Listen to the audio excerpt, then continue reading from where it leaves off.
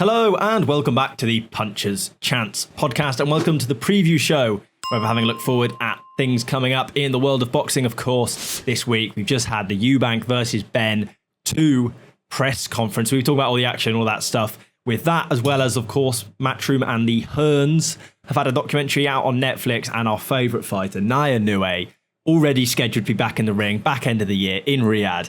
All that exciting stuff. So subscribe for podcasts every single week. Just the preview show this week, as there's not so much going on, but still plenty to keep us occupied. Straight into it. Eubank versus Benn, it's back. You read a great article in the magazine about why you didn't think the second fight should happen. But let's be real, it is happening. Money talks. Were you excited for it again? Yeah, just because I wrote that article, I'm going to become an absolute hypocrite and say I'm still very excited. I just feel like you can't help but get excited, especially when you see the two of them go at it at the press conference. And it's not even just them two either. It's we'll go on to the beef with Eddie Hearn and everyone else that gets dragged into it. It feels almost a bit more than just... Well, it is a bit more than just your regular boxing match, because it stems so far through their fathers and through what essentially was the peak of British boxing with their fights in the 90s, leading to what we see in boxing today. And I am looking forward to it, regardless of whether I think it should or shouldn't be happening. I am looking forward to, and I will be sitting there watching it. Yeah, quickly on the, you sort of brings in everything into it. I did want to say the fact that Eddie and Chris, to a degree, brought in Hatton into it and made that as a point scoring thing. Unacceptable from all parties. Yeah. Embarrassing, shameful. They knew what they're doing. Everyone knew what they were doing. We won't go into that too much detail, just 'cause I think it'll overshadow everything, which was ultimately just very, very disappointing. But with that, like you say, Chris, again, seems intent on wasting most of his fight purse on fines. He's done it again. He's made some pretty wild accusations about Eddie Hearn and Matchroom delaying the ambulance. He's made some pretty wild accusations about British Boxing Board of Control being on the payroll at Matchroom and various other things, which, of course, I don't know what he's going for, if he genuinely believes them, or if he just believes it'll sell headlines or cause problems, or if he just doesn't care anymore. Who knows? But I think the thing about Chris Eubank Jr., though, I think when you look at it, that first fight, everything was against him. He's going to say, the weight, the rehydration clause, the size of the ring, everything was against him in that sort of sense and all. And you can understand this sort of frustration, but yeah, these press conferences that he seems to just turn up to, fight week, he doesn't really say much. It's always these launch press conferences where he has something to say. The one when the Better Be Evan Bivol first fought, he was calling Frank Warren, Eddie Hearn, Frank Smith, his brother-in-law, all sorts of names there. And then the first fight comes around, you had that egg incident, that was pre-planned and all that. And then what happened Wednesday was, wasn't expecting, you sort of, you turn on a Chris Eubank Jr. press conference now to watch and hear what he's going to say about people. You're not going to care about what he's going to say about the fight. It's about the people involved in the fight that you care about what he's going to talk about, which is brilliant. But you did touch on it. I did not like what he said with Eddie Hearn bringing up Hatton. Obviously, it needed to be talked about because he's such a brilliant figure in British boxing, was Ricky Hatton. But I didn't like the way Chris Eubank Jr. was shutting him down. It's a small room. You've been in that room. Yes, but equally, Eddie, the point I made and why, this is exactly why I didn't really want to get into it, is Eddie knew what he was doing by I completely agree. Bringing it up as a point-scoring exercise, knowing that Chris would either have to let him talk, despite... And you know what? Commitment to the bit, at least Chris, has stuck by his... It was always very messy. There was no need. Like, the whole thing with I find funny with Chris Eubank Jr., and I suppose... he's done it brilliantly, right? Because we're talking about him and not Connor Benn. We haven't really mentioned Connor Benn's name yet because... No, but he didn't really say much. Exactly. Chris dominates that sphere, but he always says, that, the procedure will be parliamentary, or sometimes he says the parliamentary will be procedure, which is quite funny. Yeah. But it is anything but that. Like, there's nothing about what he does in press conferences that's parliamentary, but... God, does it sell tickets, and God, does it sell headlines. and it fuels podcasts and things like this. It gives us, something to do. Otherwise, what would we be doing? We'd be twiddling our fingers going, oh yeah, boxing in it. Like he given us something to talk about, even though the fight's not for a while yet. I don't think it's necessarily going to be the last time we hear about it either, because there were quite some wild accusations that he threw in the press conference, and you can see why Eddie Hearn was really upset afterwards, because making that sort of accusation in terms of with the ambulance and things like that is it's a very serious thing to say, because like Eubank said himself, something like that could be the difference between life or death in terms of if something serious had happened on the night, or if he required more urgent treatment after the fight. And he did spend a lot of time in the hospital after the fight as well. But yeah, I don't think it's going to be the last. But like I said, it is entertaining and it gets people talking. And yeah, I think that's the main takeaway I think that most people are going to see from it, is it gets them in the headlines, but whether it's the right way to go about it is another thing. He has one up to it though, hasn't he? Because last time it was the things he said got him fined by the British Boxing Board of Control, which is one thing, whereas these things are probably going to get him fined by a court of law, which is another thing. It's not exactly perfect for preparation for a fight sitting in a courtroom, but never know. You could stick a sweatsuit on while he's in there at least. But it's just exciting. It like you say, it's what, as bad as it is, it's what we want to see. We want to see more of it, but we don't want to see these sort of accusations coming out. We want to see going back and forth about the fight, not what, let's be honest, there's no evidence, is there, that Matchroom were the ones that were stopping the ambulance. Tony Bellew, straight after the press conference, said it took him 2 hours to get away from Tottenham Hotspur Stadium. You were there on the night. It was very jealous. You're our inside man there. How long did it take, to get out of Tottenham that evening? Because didn't you take the underground? To be fair, I was there. No, I didn't. I caught an Uber afterwards, but I obviously had stayed for the press conference afterwards, so I wouldn't have left the stadium until a few hours after the fight had even finished, and it was still absolutely hectic outside. Just London traffic, though, at that time. Yeah, the thing is, it doesn't really matter if he's right or wrong or what. It didn't really matter what Chris said. He could have said whatever he wanted. It was just, I think, about getting that headline and getting that excitement and taking the repercussions that come with it ultimately. And if he's willing to sacrifice a significant portion of his fight purse to sell the fight, then you know what? Be my guest, because it's quite funny. I think another interesting part of the press conference, and reading into the sort of the fight now, Connor Benn didn't say as much as he did last time around. And, that could have been to the detriment of the first fight. He got too invested in it, emotionally with the comments he made back to Chris Eubank. Obviously, the egg slap, that's obviously going to light a fire in your stomach to want to retaliate in a way. And I feel like you're going to see a much calmer version of Connor Benn, where he's just going to be sat there like he was on Wednesday on his phone, WhatsApping people, and not a care in the world. I disagree. The issue is there, though, when you are that kind of character that shows that emotion and is so openly showing your emotion that way, you don't change. But I don't think. But he was dead quiet at the. Yeah, but I think I think he's making a conscious decision there to try and keep himself calm. But there's only when you are someone that is very naturally aggressive and will bite to things, there's only so long you can keep. And fair play to him if he can, because like you said, I think that was to his detriment in the first fight, that he didn't stick to the game plan that they had set, because he was so emotionally invested over those 12 rounds. He said the thought process wasn't on winning the fight or winning rounds, it was on hurting Eubank, and that might have been more cost him on the night.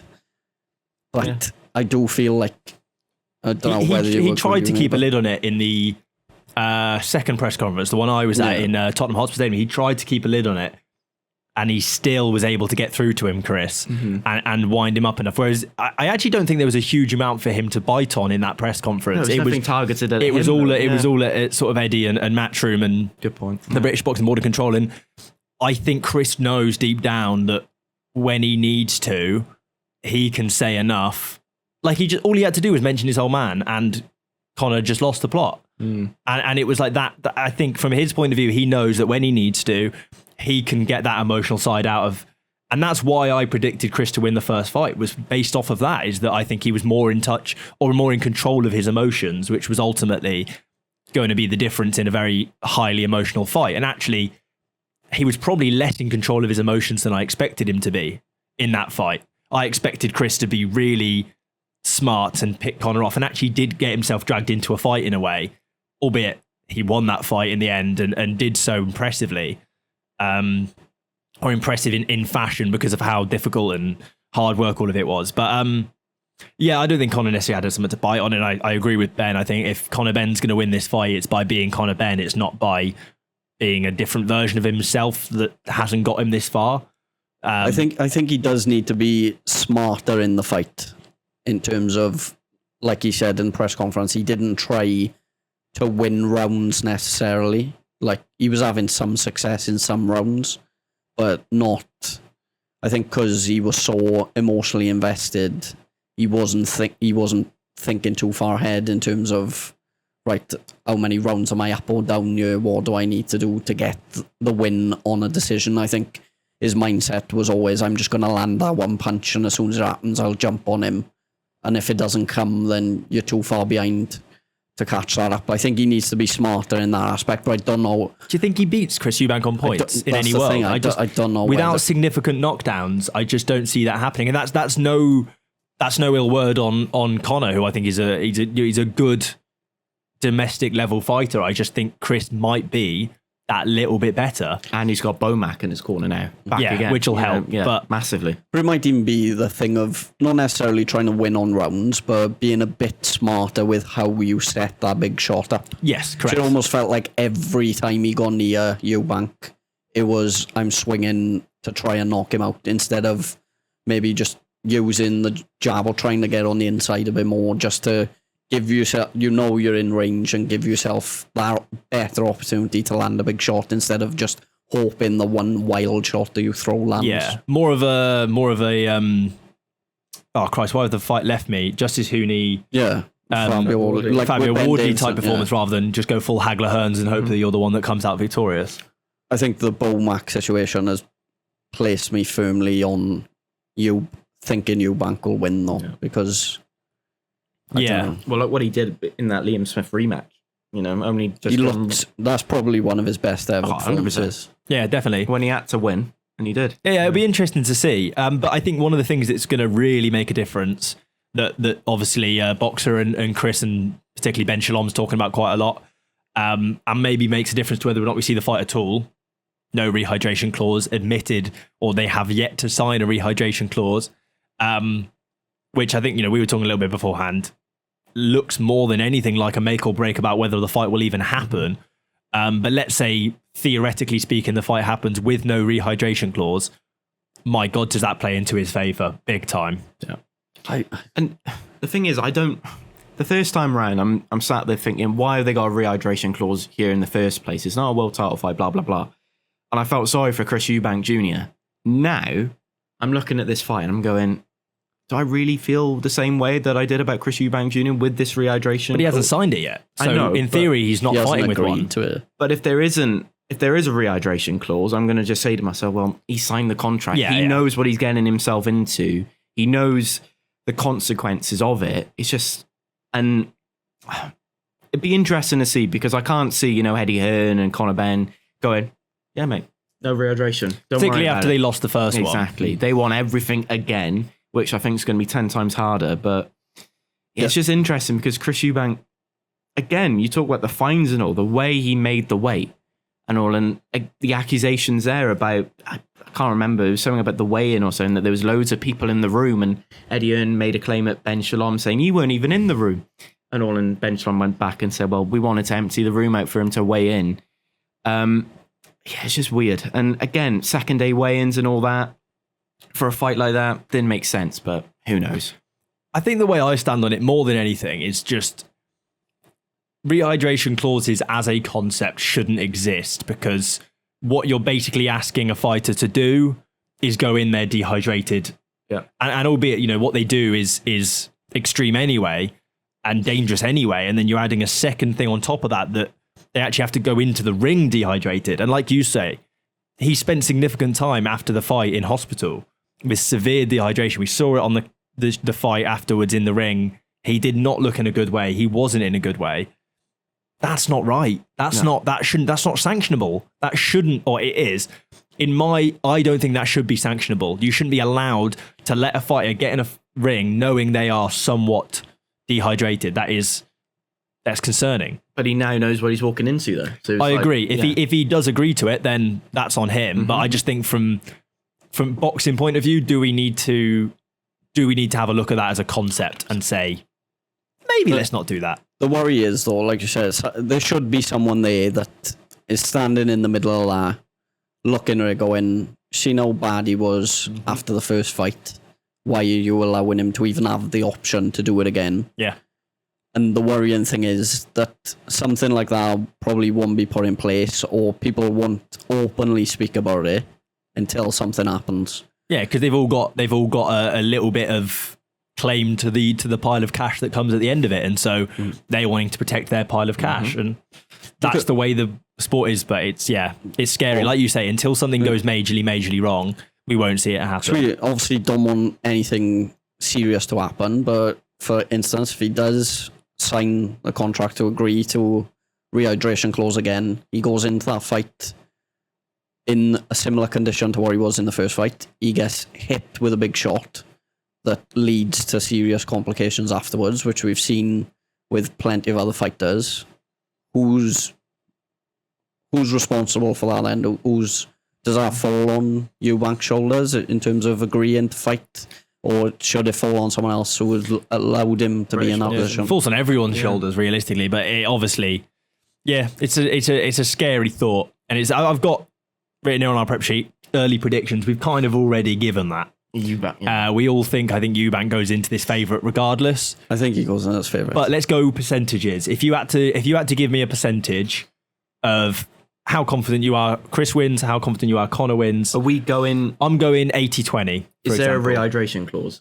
Are you going... they're going to sign that he has to... Probably, yeah, because I think that's the only way the fight actually happens. Okay. Do you think this is... Well, Ben Shalom spoke after the press conference how they were sort of given an ultimatum just before the first fight of, you sign the rehydration clause or there's no fight. Do you think they're going to try and do the opposite, flip that and go, let it get so close to fight night and go, we're not doing a rehydration clause if you let him not fight without it? He's already got a win over him anyway, so he doesn't need a second.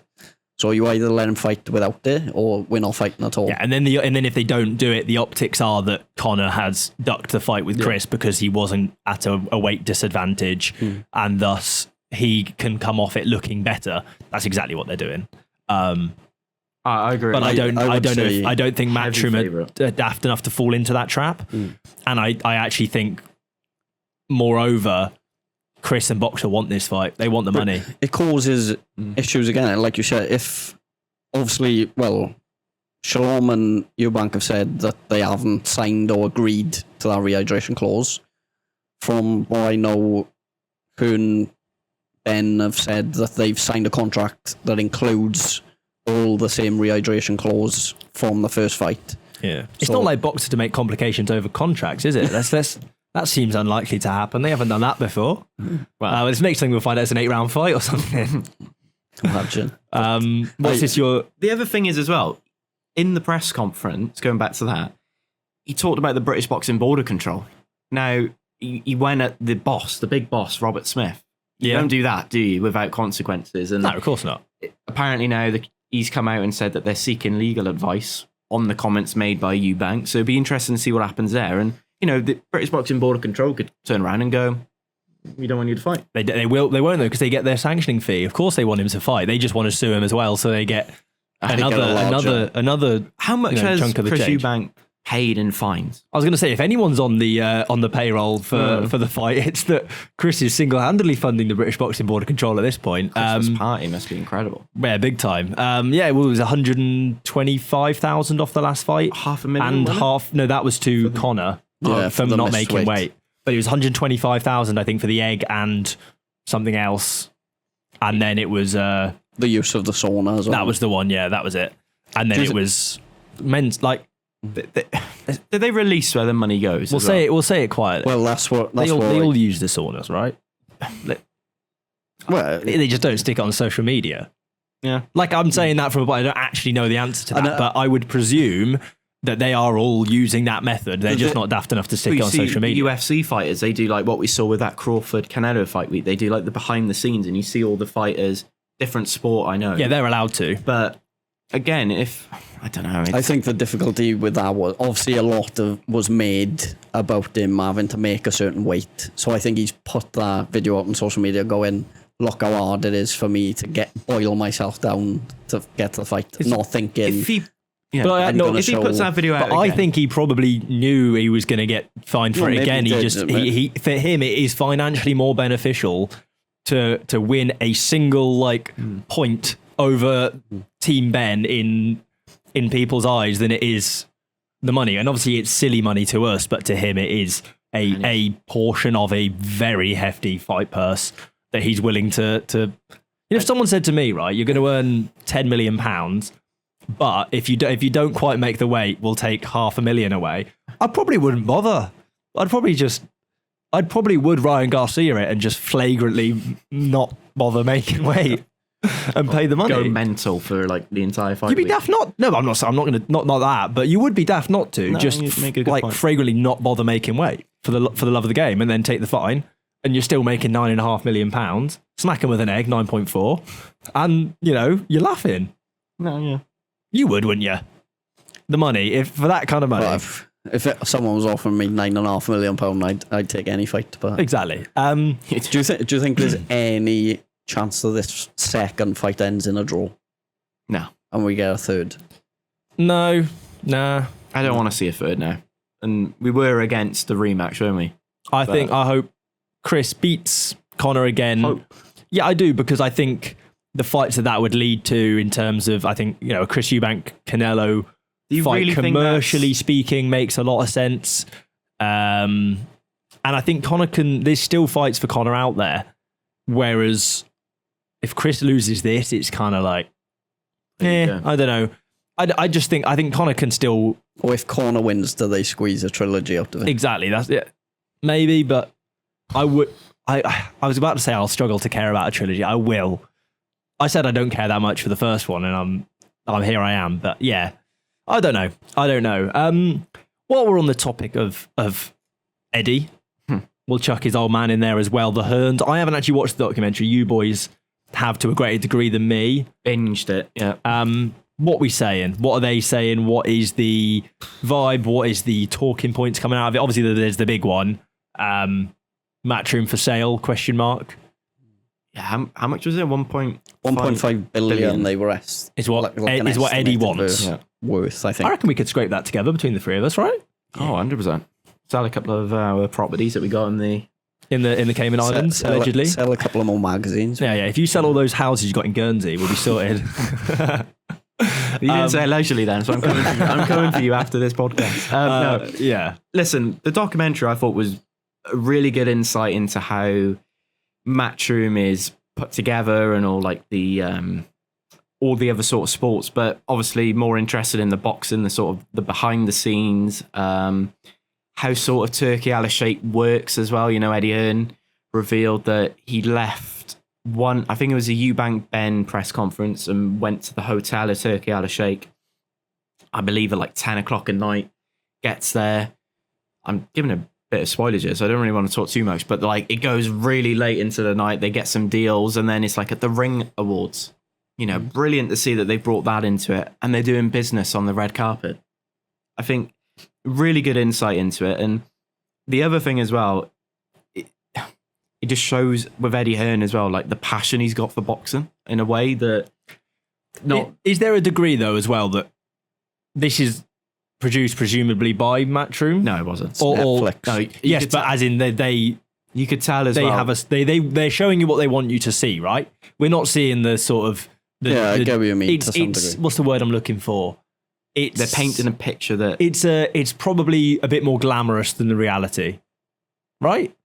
Or is that I actually haven't seen it, so I don't know. I'm just asking. Quite funny that Are they dead? I get what you mean. I don't They know, caught because Matchroom at the wrong time as well, Netflix. yeah, when you think about it. I found it quite. I haven't watched it in its entirety. I think I'm about 3 episodes in, but it was funny knowing what was about to happen in terms of watching them in the build up to the 5v5. Yeah. Then it goes into AJ Dubois. It almost feels like a bit of a comedy sketch in the way they like building themselves up. Right, we're bouncing back from this. Like, this is our and then it cuts to afterwards, and they're like, "Oh, we've taken another beating." But when he's in the service station. it does show.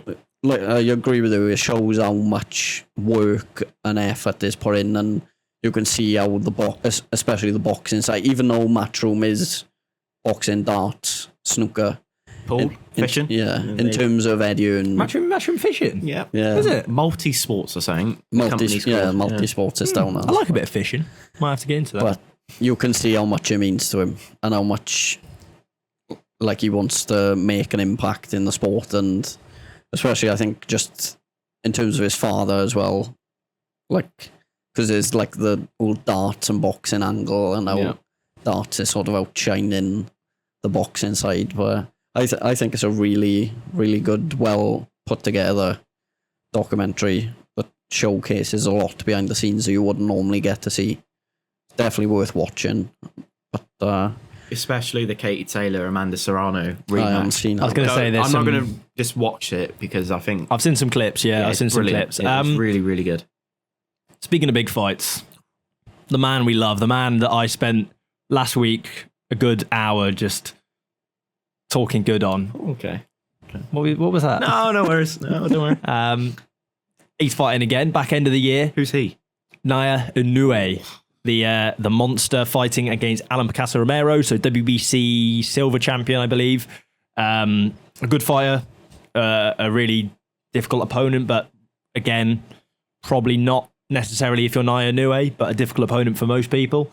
And obviously the big talking point is that Junta Nakatani, on the undercard of that, is the Night of the Samurai, are they calling it? Because there's all Japanese fighters on the home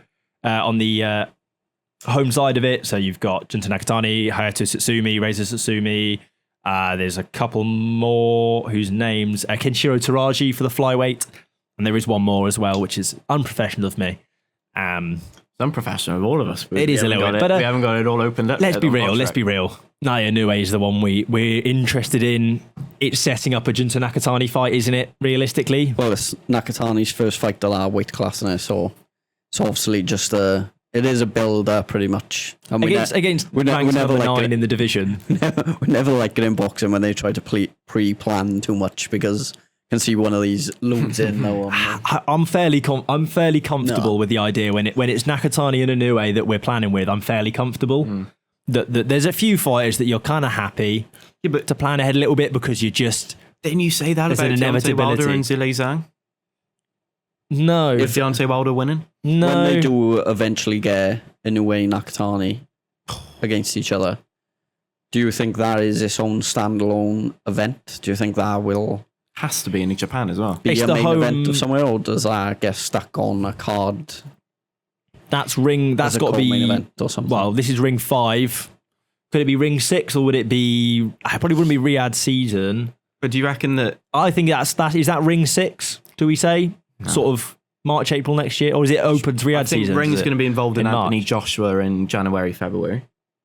Maybe, yeah. So, I mean, I don't really care who promotes it. Let's be real. I don't actually care It who should promotes happen it. in Japan, though, that fight, if they make it. I think it has The to, Tokyo yeah. Superdome, nothing better. But just, I'd say, my favourite saying, but I take my hat off to Inoue in mind as well. You know, he's a pound-for-pound star. This is his 4th outing on December 27th of the year. This year, yeah. Yeah. Crazy stuff. We look at Terence Crawford, Alexander Usyk. Well, we've seen him once this year.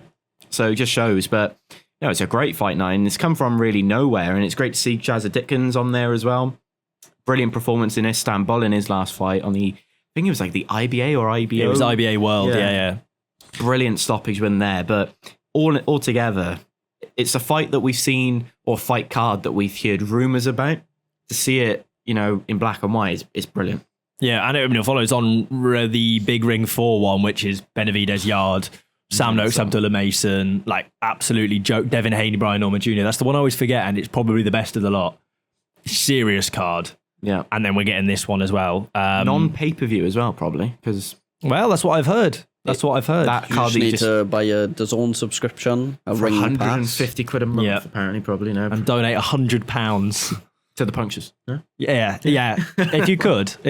I don't think we have the system for them to do it, but just mail it to us. We'll find a way. Just mail it to us in a brown envelope. Don't tell HMRC. £50 notes. We'll let you know our so. Guernsey address. It'll be fine. Yeah, I think this is it's great, isn't it? I like a themed card and having all the Japanese fighters coming over together. I don't know if that was something that maybe Inoue stipulated when he made that ring deal that we obviously saw. He made the deal with Turkey. We saw it signed and we didn't see anything for a long time for it. You know, bring your fellow countrymen with you for a fight card for a big money payday outside of Japan. It's nice, isn't it? Mm-hmm. And don't get me wrong, I think most of these fights will be great to watch fights. They nearly always are. It'd be a very good card to watch. I'm hoping they start doing the pre-fight trailers again. Yeah, I'd like to see a... That's what Crawford Canelo lacked. Maybe I thought, not for the this build-up. one, though. Maybe not for this one. Like, Maybe for Nakatani and like a samurai style, like themed one with Inoue and Nakatani in the full like national samurai. like that would be unbelievable. That'll get you excited. Or like as two sumo wrestlers and just like AI their face on. Honestly, they hire me as your ideas, man. I do not have the means to do this. If that does happen, I don't mind. At least we know we that just try they're putting watching the Puncture Chance. We should just try putting our own one together. Our own little trail. I've always thought that Turkey Alashake must be listening. Yeah. It was. I know he You doesn't must listen to promoter Ben. He hasn't got sometimes, right? much spare time, but when he does, he must sit down and put this on. You'd have thought, but yeah, I think that's what they got to do. They are fun. It's things like that like we said, we haven't seen it recently with some of them, and it's like just add that little bit more excitement. Another thing for us to talk about, even if it's just 5 minutes on the podcast of us going, "Fine, that trailer mint." Like that's just a bit more. I want it. How many times have you watched a trailer and get excited for like a new film coming out? You get, you sort of see, oh, I'm really looking forward to this fight coming up, and then the trailer drops, and you're like, oh wow, Fury Usyk. Yeah, Absolutely brilliant. The 5v5's been my favourite. Yeah, that was the one with like the butcher and that one was the best. Incredible. That one was that one Guy Ritchie? I think it was. My mum walked past him the other day. Did she? Yeah. I know. I was going to say where, but I don't really want to bait out his, where he might be with his partner or whatever. Liverpool. But no, it wasn't. No, but yeah, nice guy, I'm sure. But yeah, that was probably my favourite. I think so. Yeah, I'm trying to think.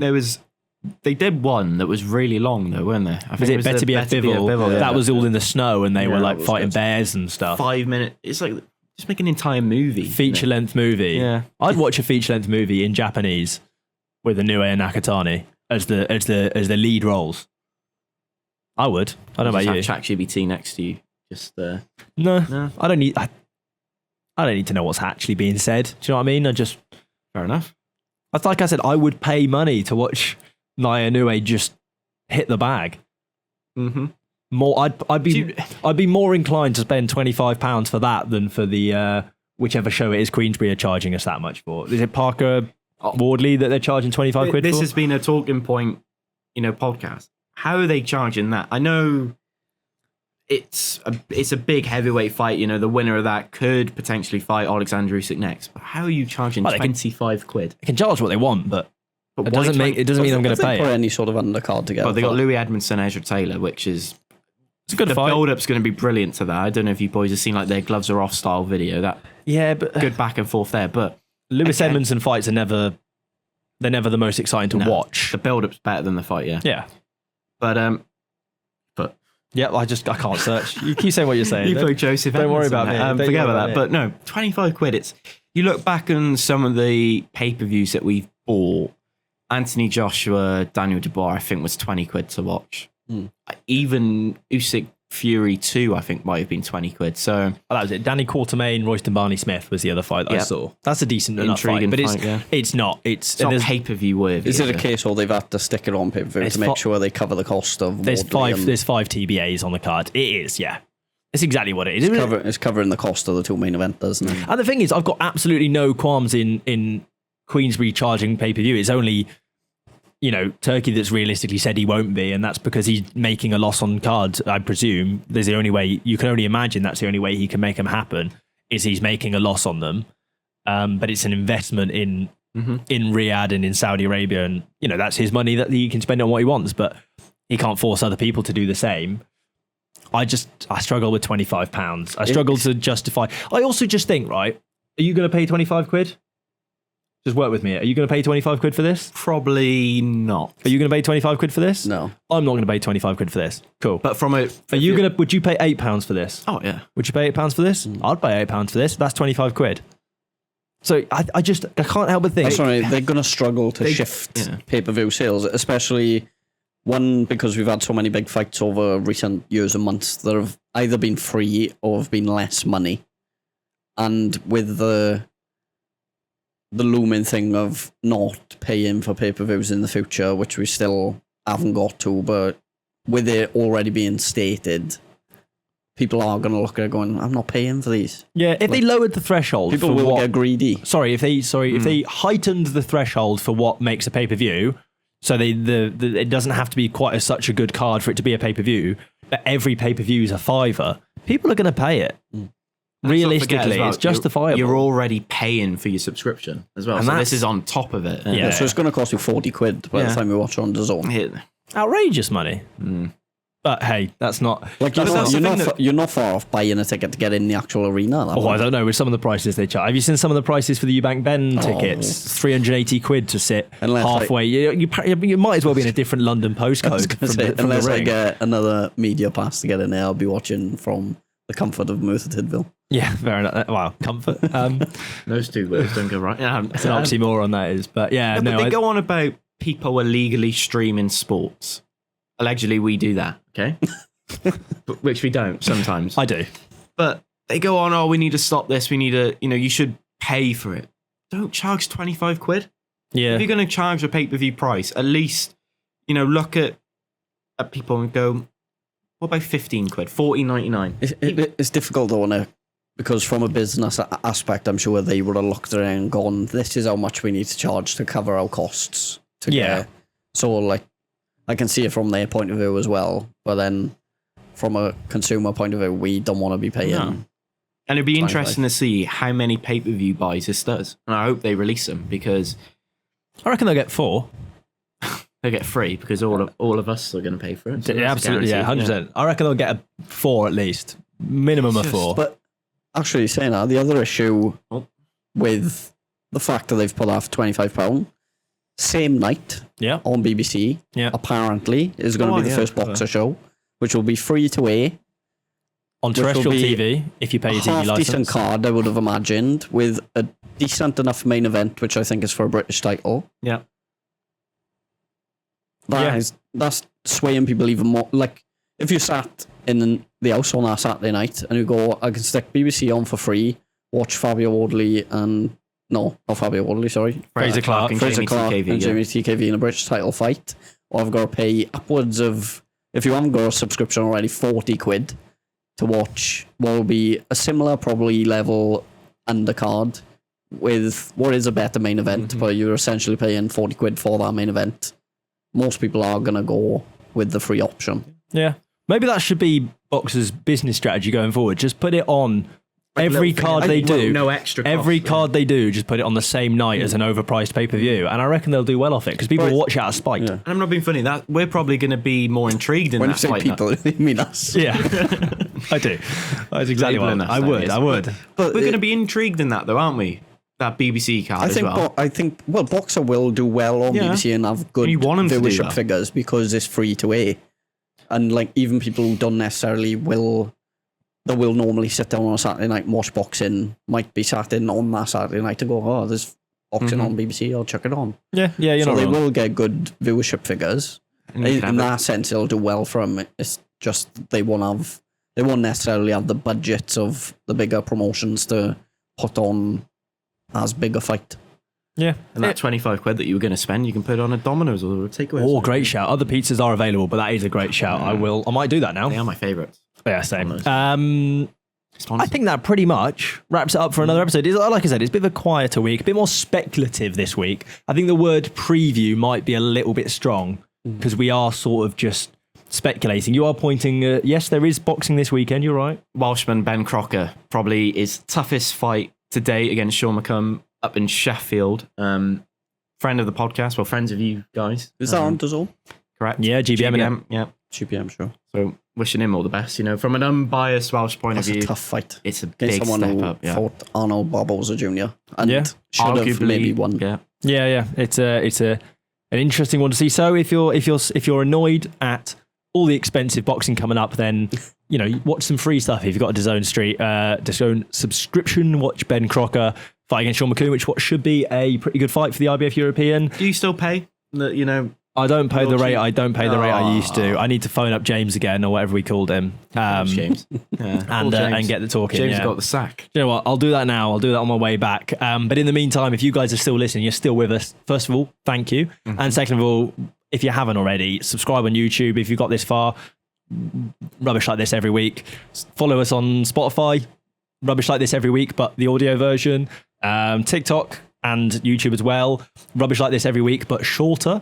And then Twitter or Instagram or Threads, which is rubbish like this every week, but in photo or text form. So if any of that sounds exciting to you, which I can't see why it wouldn't, then follow us on all those available platforms, and we'll see you all next week. But punches chance.